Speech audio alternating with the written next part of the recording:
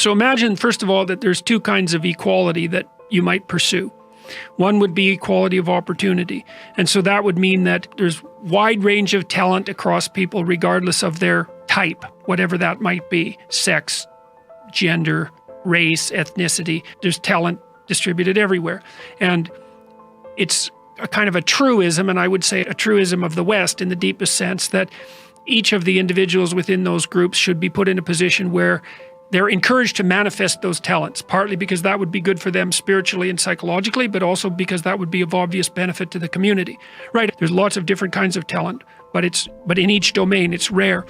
And so it's to everyone's benefit to exploit talented people to the maximal possible degree. So even if you're just selfish, you'd want to push for equality of opportunity, because the more talented people there are out there, the more cool stuff you get to have, and hopefully the more diverse and interesting your life is. So you can pursue equality of opportunities, and the Scandinavians have done that, especially trying to knock down barriers for women in the workplace. And by all accounts, by all standard theories, the Scandinavian countries and places like the Netherlands, Canada to a slightly lesser degree, have gone farther than any other countries in pursuing those policies. And part of the consequence of that is that some of the differences between men and women have minimized. So obviously there's far more women in the workplace than there were 40 years ago. And in many occupations, there's actually dominance by women. There's dominance in the universities, there's dominance in the healthcare fields. And so women have poured into the workplace. And hypothetically, there's problems with that because it's put a lot of stress on family structure.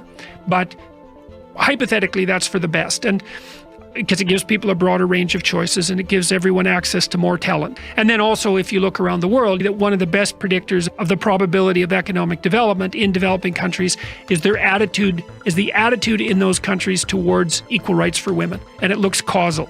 The more positively the country is predisposed to female rights, the more likely they are to develop economically. And maybe that's because that indicates that they're open to new ideas or something like that, or open to transformation. Okay, so that's one kind of equality. Open up the playing field so that everybody has a chance to compete and cooperate and land where they will. But then the other kind of equality is equality of outcome. And that's often described as equity in today's language. And so the ultimate equity utopia would be take every job, every conceivable kind of job, and then stratify that by every conceivable level of authority within every job. And then ensure that every single category of person is represented in precise proportion to their prevalence in the population. So every job should be 50% women and 50% men, and say 13% non-Western ethnic minority, and whatever that happens to be. And then you could break that down.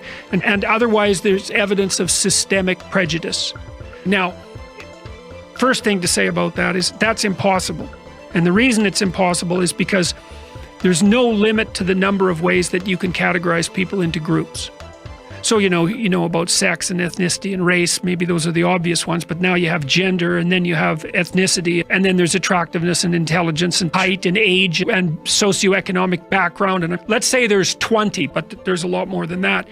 There's no possible way that you could ever regulate a society so tightly that every single one of those groups was equally represented in every single one of those occupations at every single level of the hierarchy. So I don't even think that we've necessarily identified the canonical groups. We've just decided that gender and race are the most obvious. Psychologists have come to a pretty decent agreement about standard personality models, right? So there's extroversion, neuroticism, agreeableness, openness, and conscientiousness.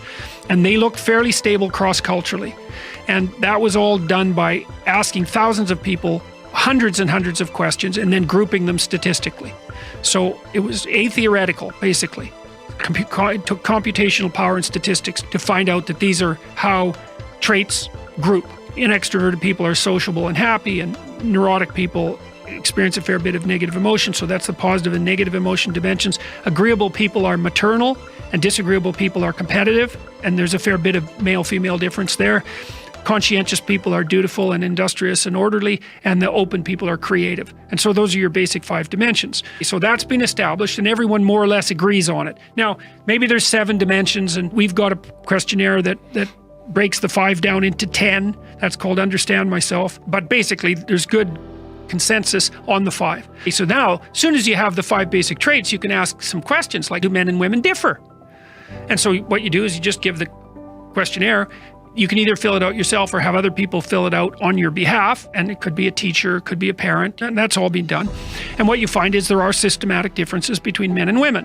And the biggest differences are that women experience more negative emotion and that they're more agreeable than men. And that's borne out by the psychiatric evidence, because higher levels of negative emotion are manifested in depression and anxiety, and women are diagnosed with higher levels of depression and anxiety all around the world. And with agreeableness, that's also borne out by the clinical literature in some sense, the medical literature, socio-medical literature, because disagreeable people are more likely to be incarcerated, even though it's not a very good predictor, and men are incarcerated at about a 10-to-1 rate compared to women and are more likely to be antisocial and conduct disordered. So the personality differences are mirrored in the socio-medical literature.